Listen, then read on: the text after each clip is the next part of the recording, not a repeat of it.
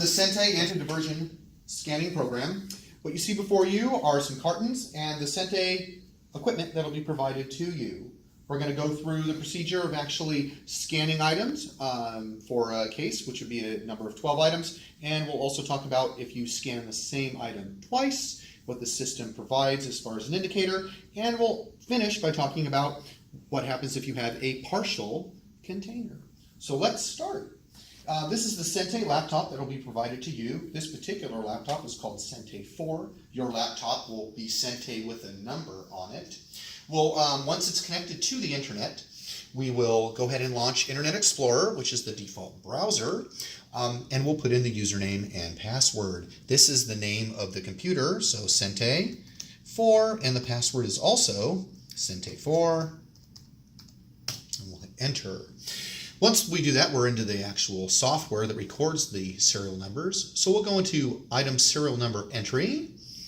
And now we have to enter some information before we start capturing serial numbers. The first number that will need to be put in would be the finished goods number. This number will be provided to you by Sente. For this example, we'll use 52336 and we'll hit enter.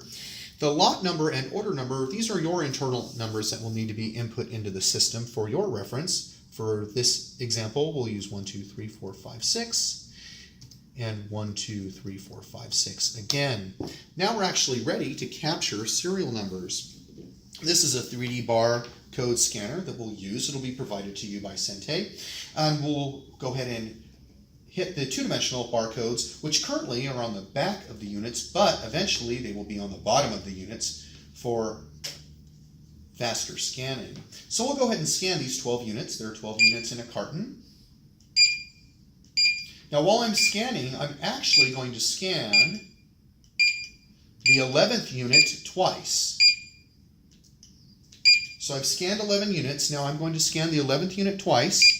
And the system is going to tell me that that has already been scanned, so it won't let me scan it again. So that way we can't scan the same number twice. So now I'll scan the 12th unit, and a label should be produced. This label coincides with these 12 units that will go in a box. The label will be adhered to the box, and we'll be ready to go. Now, if you have partials, so I have here 2 additional units, so not 12, but only 2 units that will also need to be scanned and have a label created for them, we again can just hit them with the barcode scanner.